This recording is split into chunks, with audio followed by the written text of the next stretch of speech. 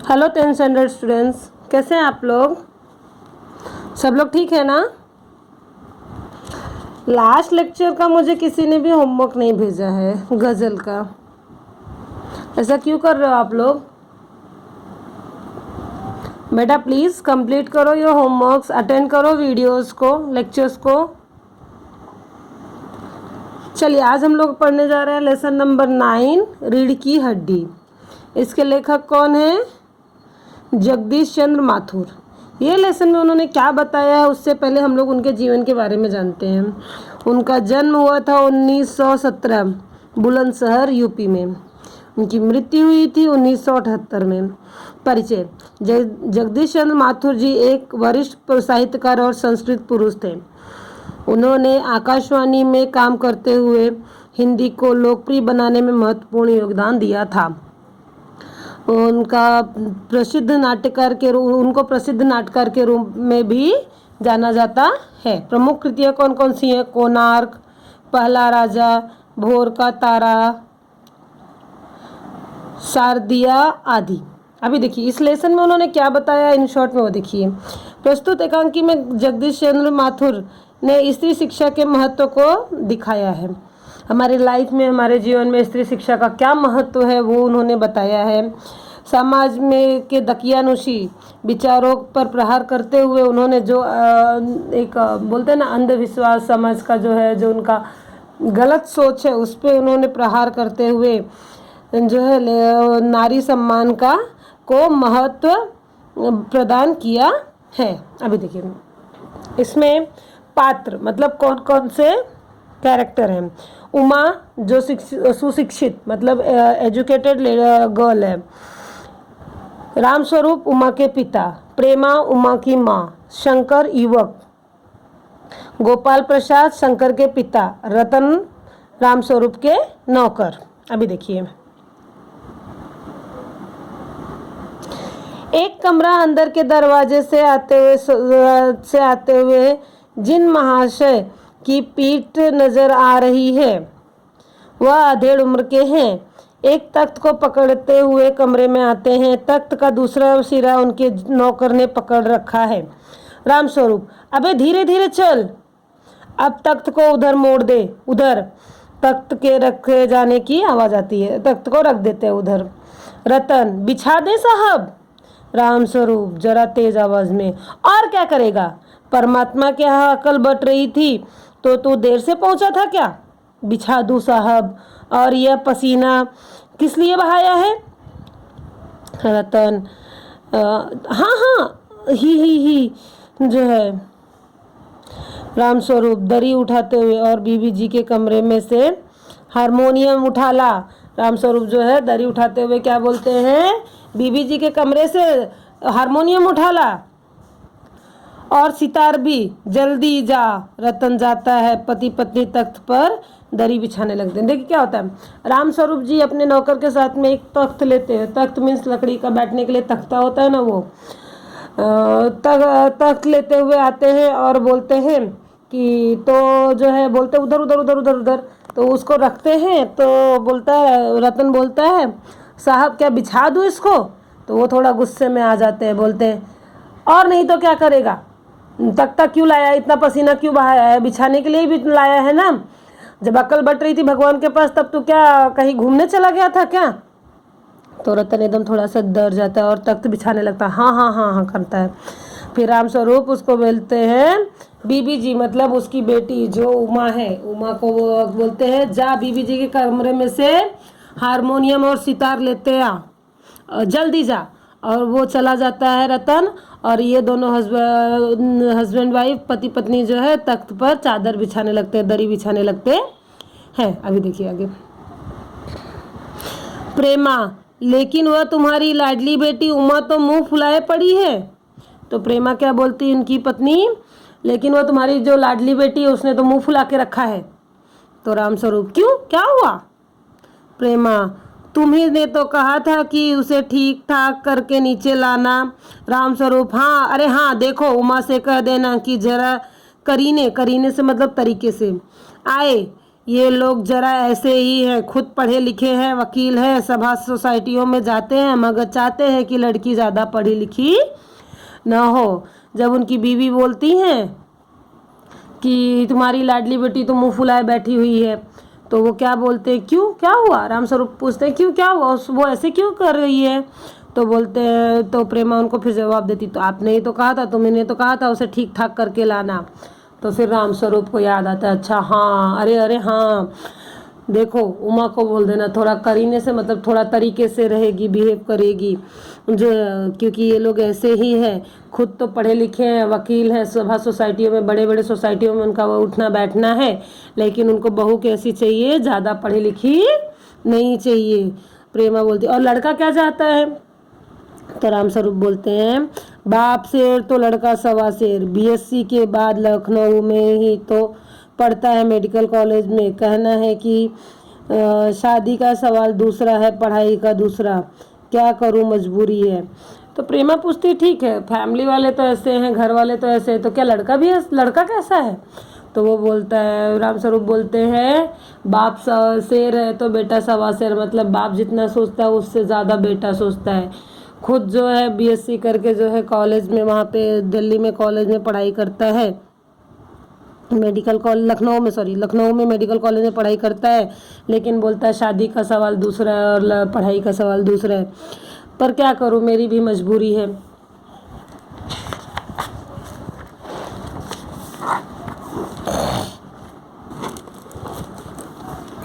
Now see है रतन, बाबूजी बाबूजी, रतन क्या बोलता है, बाबूजी बाबूजी।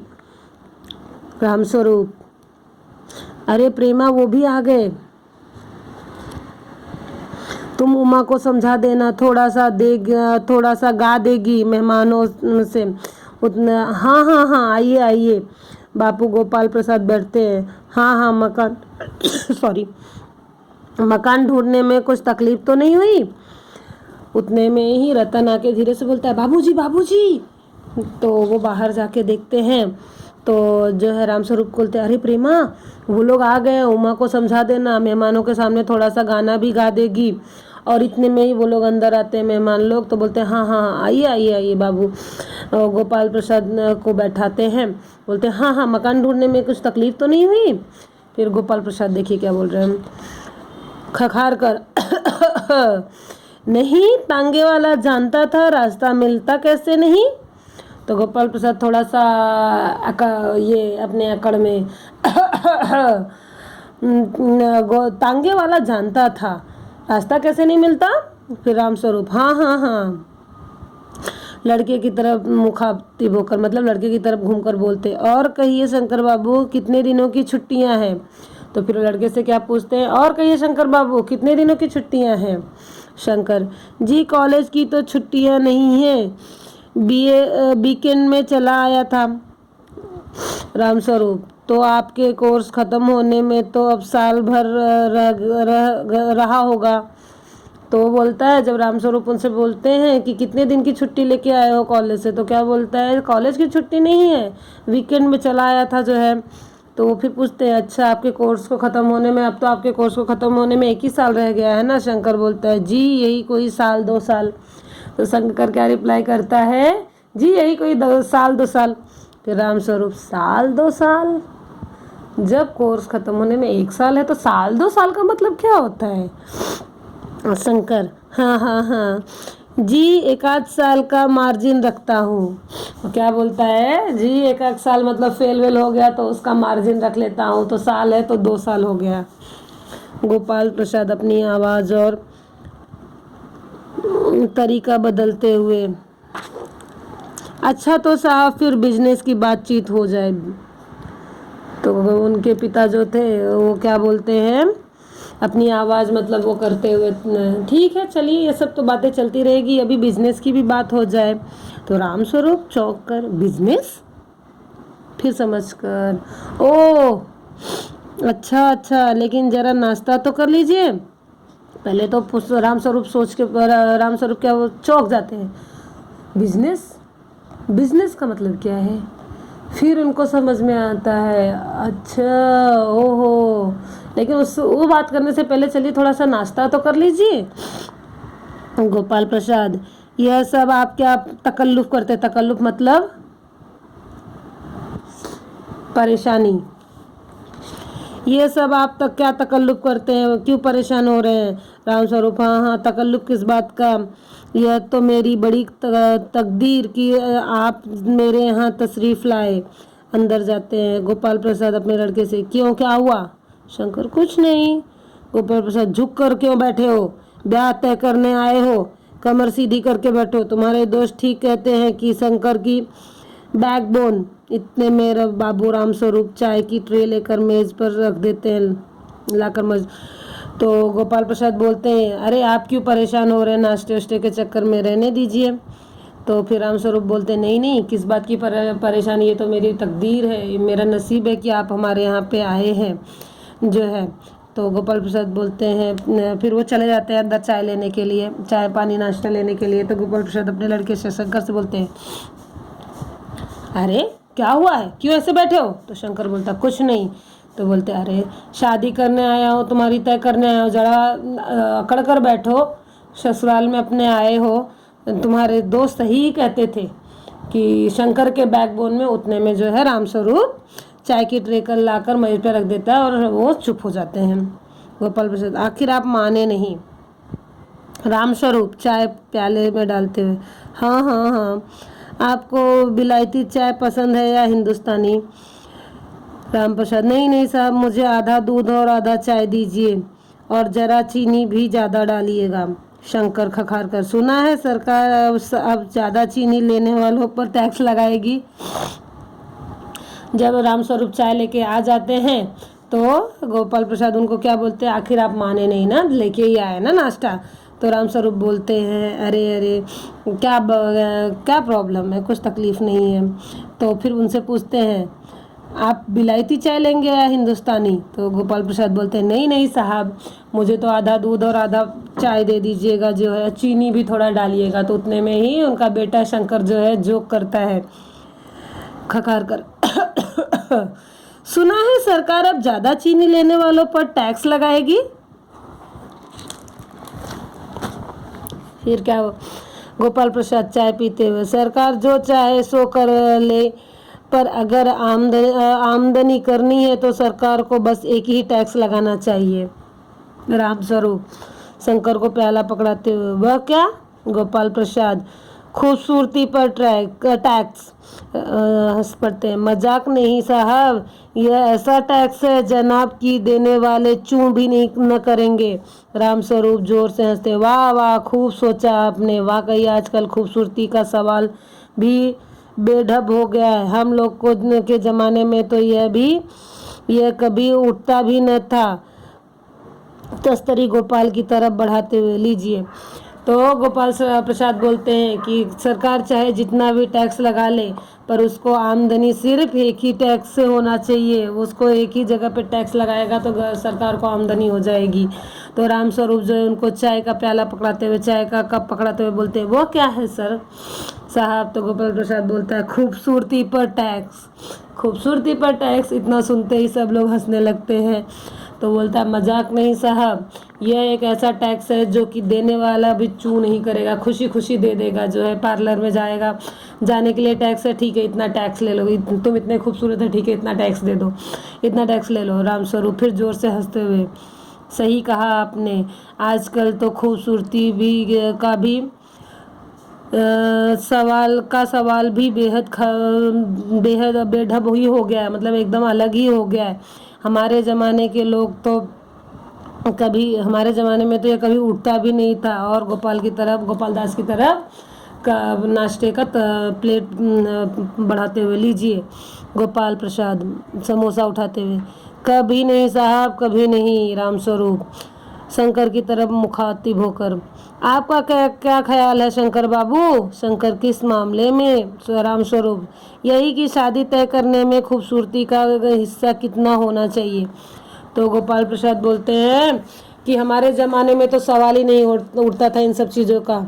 फिर राम स्वरूप जो है शंकर की तरफ टर्न होके बोलते हैं, आपका क्या ख्याल है शंकर बाबू? तो शंकर थोड़ा सा ऐसे दिखा के कि किस बारे में, मुझे तो पता ही नहीं आप लोग किस बारे में बात कर रहे हो। तो फिर राम स्वरूप बोलते हैं यही कि शादी में खूबसूरती का हिस्सा कितना होना चाहिए। फिर गोपाल प्रसाद बीच में ही, यह बात दूसरी है बाबू राम स्वरूप, मैंने आपसे पहले भी कहा था लड़की का खूबसूरत होना निहायत ज़रूरी है, और जायचा जनपत्र मतलब तो मिल ही गया होगा। तो उतने बीच में ही गोपाल प्रसाद बोलते हैं ये तो अलग बात है, ये बात दूसरी है बाबू राम स्वरूप, मैंने तो आपसे पहले ही बोला था कि शादी के टाइम पे लड़की का खूबसूरत होना ज़्यादा ज़रूरी है। और आपने जन्म जायचा मतलब होता है जन्मपत्र तो मिला ही लिया होगा दोनों का, लड़के और लड़की का जन्म कुंडली। राम स्वरूप जी जायचे का मिलना क्या मुश्किल बात है, ठाकुर जी के चरणों में रख दिया बस खुद ब खुद मिला हुआ समझिए। तो वो बोलते हैं राम स्वरूप अरे जी जायचे का जन्म कुंडली का मिलना क्या, ठाकुर जी के कदमों में रख दिया है समझो अपने आप ही मिल गया है।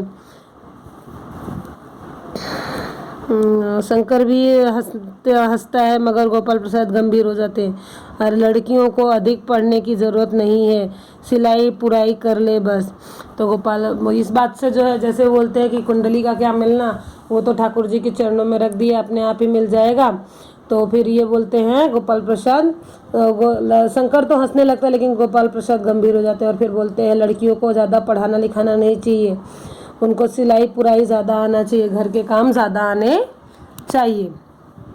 राम स्वरूप हाँ हाँ, मेज को एक तरफ सरका देते हैं, फिर अंदर के दरवाजे की तरफ मुँह कर जरा जोर से अरे जरा पान भिजवा देना।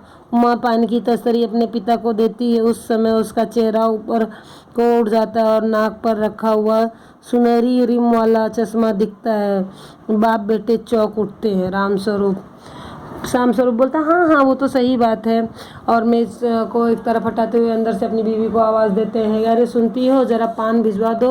अब पान लेके उमा आती है, वो नीचे सर करके आती है लेकिन थोड़ा सा ऊपर उड़ जाता है, तो उसके नाक पे जो चश्मा है उसके आंखों पे जो चश्मा है वो उन दोनों बाप बेटों को दिख जाता है, और बाप बेटे चश्मा देखते एकदम चौंक जाते हैं, अरे चश्मा लगा लिया, क्या है चश्मा क्यों लगाई है ये। गोपाल प्रसाद और शंकर दोनों एक साथ में चश्मा। राम स्वरूप जरा थोड़ा सा संभल कर जी वह तो बस पिछले महीने में इसकी आंख दुखने लग गई थी, सो कुछ दिनों के लिए चश्मा लगाना पड़ा। गोपाल प्रसाद पढ़ाई वढ़ाई की वजह से तो नहीं है कुछ। तो दोनों एक साथ में चश्मा देख के चौंक जाते हैं, अरे चश्मा। तो फिर वो थोड़ा सा चौंक जाते हैं और थोड़ा सा संभलते हुए बोलते हैं हाँ साहब पिछले महीने इसकी आंख में बहुत दर्द होने लगा था, इसके लिए डॉक्टर ने बोला कि चश्मा लगा लो, इसलिए लगाना पड़ रहा है। फिर गोपाल प्रसाद पूछते हैं पढ़ाई वढ़ाई की वजह से तो नहीं लगा है ना चश्मा इसकी आंखों पे।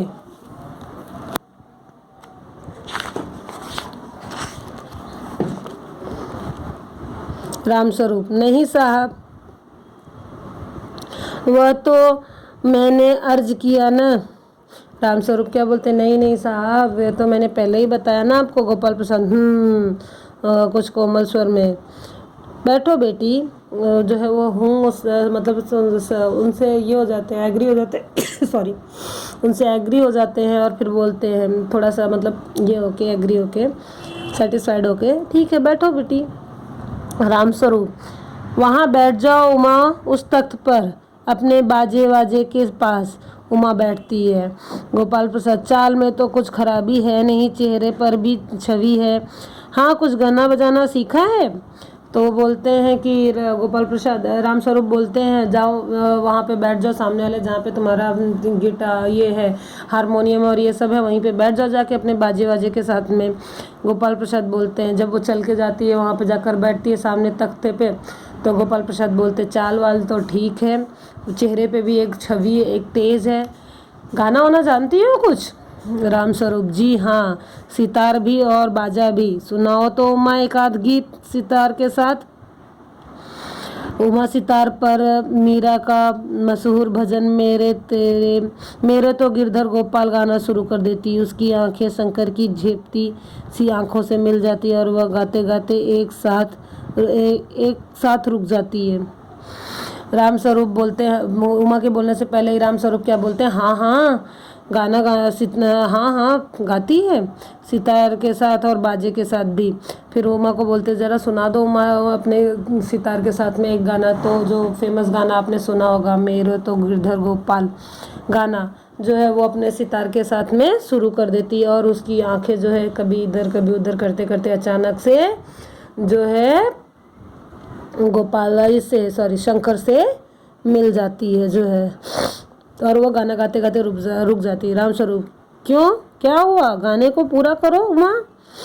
तो गोपाल प्रसाद बोलते हैं नहीं नहीं साहब, काफ़ी है, आपकी लड़की अच्छा गाती है। उमा सितार रखकर अंदर जाने को बढ़ती है। गोपाल अभी ठहरो बेटी। राम स्वरूप थोड़ा और बैठी रहो उमा। उमा बैठती है। गोपाल प्रसाद उमा से तो तुमने पेंटिंग वेंटिंग भी सीखा है। उमा चुप। राम स्वरूप हाँ वो तो मैं आपको बताना भूल ही गया, ये जो तस्वीर टंगी हुई है कुत्ते वाली इसी ने बनाई है, और वह उस दीवार पर भी। तो राम स्वरूप बोलते हैं, जैसे गाना रुकता है राम स्वरूप पूछते क्यों, क्या हुआ, गाना क्यों बंद कर दिया। तो गोपाल प्रसाद बोलते नहीं नहीं बस जाने दीजिए, अभी तो हो गया, बस इतना ही, बहुत अच्छा गाती है आपका बेटी। और इतना सुनते ही उमा सितार रखकर जाने लगती है। तो गोपाल प्रसाद बोलते रुक जाओ, अभी ठहरो, रुक जाओ, जाओ मत, तो जो है बैठो। और तो राम स्वरूप बोलते हैं हाँ बैठ जाओ, थोड़ी देर और बैठ जाओ उमा, थोड़ा और इंतज़ार कर लो। तो गोपाल प्रसाद फिर बोलते हैं तुम पेंटिंग वेंटिंग करती हो। तो राम स्वरूप उमा कुछ नहीं बोलती है, चुपचाप ही रहती है। राम स्वरूप ही खुद ही हाँ जी मैं आपको बताना भूल ही गई, ये जो दीवार पे कुत्ते वाली पेंटिंग टंगी नहीं, ये भी इसी ने बनाया, और उस दीवार पे जो है ना वो भी उसने ही बनाया है। ये तो बहुत अच्छा है। और सिलाई वगैरह। राम स्वरूप फिर सिलाई तो सारे घर की इसी के जिम्मे रहती है, यहाँ तक कि मेरी कमीज़ भी। हाँ हाँ हाँ। गोपाल ठीक है, लेकिन हाँ बेटी तुमने कुछ इनाम विनाम भी जीते थे। उमा चुप। राम स्वरूप इशारे के लिए खांसते हैं, लेकिन उमा चुप है, उसी तरह गर्दन झुकाएगा। गोपाल प्रसाद अधीर हो उठते हैं और राम स्वरूप शक पकाते हैं। वो पूछता है जब से चलो ठीक है, अभी सिलाई पेंटिंग वेंटिंग हो गया, सिलाई कढ़ाई जानती हो। उनका अगला क्वेश्चन था सिलाई कढ़ाई जानती हो। तो राम स्वरूप बोलते हैं हाँ हाँ हाँ, पूरे घर की जो है सिलाई इसी के जिम्मे रहती है, मेरा कमीज़ भी फट जाता है तो यही सिलती है जो है। फिर वो बोलते हैं ठीक है, फिर लेकिन जो है वो आगे बोलते हैं कि हाँ बेटी तुमने कोई इनाम उनाम भी जीता है। उमा से पूछते हैं, उमा कुछ नहीं बोलती है। इवन राम स्वरूप उसको इशारा भी करते हैं कि उमा बोलो, खांसते हैं लेकिन उमा कुछ भी नहीं बोलती, उमा चुप रहती है। ये सब देखकर गोपाल प्रसाद भी ये हो जाते हैं और राम स्वरूप भी डर जाते हैं। राम स्वरूप जवाब दो उमा। गोपाल से हाँ हाँ जरा शर्माती, इनाम तो इसने। राम स्वरूप बीच में ही संभालते हैं, जवाब दो उमा। फिर वो गोपाल दास से बोलते हैं हाँ हाँ इनाम तो इसने। साहब जरा शर्माती है बाबूजी, इनाम तो इसने। गोपाल प्रसाद जरा रुखी आवाज़ में, जरा इसे भी तो मुंह खोलना चाहिए। तो फिर इतने में वो इसको गुस्सा आ जाता है गोपाल प्रसाद को, क्या बोलते हैं बीच में ही वो बोलते बोलते बीच में बोलते जरा इसको भी तो बोलने दीजिए, इसको बोलने आता है कि नहीं। राम स्वरूप उमा देखो आप क्या कह रहे हैं, जवाब दो ना।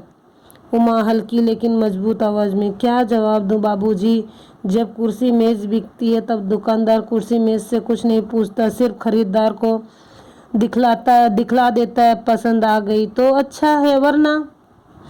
जब वो बताते रहते तो बीच में ही गोपाल प्रसाद बोलते जरा इसको भी तो बोलने दो। तो राम स्वरूप बोलते उमा देखो ये क्या बोल रहे हैं, जवाब दो ये क्या पूछ रहे हैं। तब उमा बोलती है क्या बोलूं बाबूजी, जैसे दुकान में मेज कुर्सी जब बिकती है तो दुकानदार मेज कुर्सी से थोड़ी ना पूछता है, वो तो सिर्फ ग्राहक को दिखाता है, ग्राहक को पसंद आता है तो उसको बेच देता है। उसी तरह तो मुझे भी। इतना बोलते बोलते वो चुप हो जाती है। राम स्वरूप चौंक कर खड़े हो जाते हैं। उमा उमा उमा अब मुझे कुछ कह लेने दीजिए बाबूजी। गोपाल प्रसाद ताव में आकर, बाबू राम स्वरूप आपने मेरी इज्जत उतारने के लिए मुझे यहाँ बुलाया था। उमा तेज आवाज़ में, जी हाँ, और हमारी बेइज्जती नहीं होती जो आप इतनी देर से नाप तौल कर रहे हैं। शंकर बाबूजी चलिए। गोपाल प्रसाद क्या तुम कॉलेज में पढ़ी हो। उमा, जी हाँ मैं कॉलेज में पढ़ी हूँ, मैंने बीए पास किया है, कोई पाप नहीं किया, कोई चोरी नहीं की है और न कोई आपके पुत्र की तरह लड़कियों के हॉस्टल में ताक झाक कर करवाता दिखाई सॉरी कायरता दिखाई है। मुझे अपनी इज्जत अपने मान का ख्याल तो है, लेकिन इनसे पूछिए कि ये किस तरह नौकरानी के पैरों में पड़कर अपना मुंह छिपाकर भागते हैं। तो ये राम स्वरूप बोलता है कि उमा उमा, राम स्वरूप उनको बीच में रोकते हैं, उमा उमा। तब उमा क्या बोलती है कि अब मुझे बोलने के लिए बोला है ना, तो अब बोलने दीजिए बाबूजी। गोपाल प्रसाद थोड़ा गुस्से में आकर, क्या आपने मेरी यहाँ इज्जत उतरवाने के लिए बुलाई है? तब जो है उमा बोलती, और जो आप इतने देर से नाप तोल करके हमारी इज्जत उतार रहे थे वो? तब वो शंकर बोलता है, बाबूजी चलिए यहाँ से चलते हैं। तब जो है गोपाल प्रसाद बोलता है, पूछता है उमा से, क्या तुम कॉलेज में पढ़ी हो? तब उमा क्या बोलती है, जी हाँ मैं कॉलेज में पढ़ी हूँ, मैंने बीए किया है, मैं कॉलेज में कोई चोरी नहीं की है, कोई पाप नहीं किया है। आप अपने लड़के से पूछिए, लड़कियों के हॉस्टल में ताक झाक करता है। मुझे अपनी इज्जत अपने मान का, मैंने तो अपनी इज्जत और अपने मान का ख्याल रखा है, लेकिन आपका बेटा जो है हर जगह मुंह छिपा, नौकरानी के पैरों में पड़कर जो है अपना मुंह छिपाकर भागे थे। राम स्वरूप, उमा उमा। गोपाल प्रसाद खड़े होकर गुस्से में, बस हो चुका बाबू राम स्वरूप, आपने मेरे साथ दगा किया। दगा मतलब धोखा। आपकी लड़की बीए पास है और आपने मुझसे कहा था कि सिर्फ मैट्रिक तक पढ़ी है। दरवाजे की ओर बढ़ते हैं। तब गोपाल प्रसाद एकदम राम स्वरूप उमा को रोक देते हैं। गोपाल प्रसाद एकदम गुस्से में खड़े हो जाते हैं, बोलते हैं, बस करिए राम स्वरूप बाबू, बहुत हो चुका। आपने मुझे धोखा दिया, आपने मुझसे झूठ बोला। आपकी लड़की बीए पढ़ी और आप मुझसे बोलते हैं कि सिर्फ मैट्रिक तक पढ़ी हुई है। और दरवाजे की तरफ जाने लगते हैं। उमा, जी हाँ जाइए, ज़रूर चले जाइए, लेकिन घर जाकर ज़रा यह पता लगाइए कि आपके लाडले बेटे के रीढ़ की हड्डी भी है या नहीं, यानी बैकबोन। बापूराव गोपाल प्रसाद के चेहरे पर बेबसी का गुस्सा है और उनके लड़के के रुलासापन दोनों बाहर चले जाते हैं। उमा सहसा चुप हो जाती है। जब वो जाने लगते हैं तो उमा बोलती है, ठीक है जाइए जाइए, ज़रा घर जाकर पता लगाइए कि आपके लड़के को रीढ़ की हड्डी है कि नहीं, यानी कि बैकबोन। और ये सब देख के जो है वो एकदम गुस्से में वहाँ से जो है, और लड़का उनका शंकर जो एकदम रोने जैसा होके वहाँ से चला जाता है। अंडरस्टैंड हुआ लेसन? हाँ,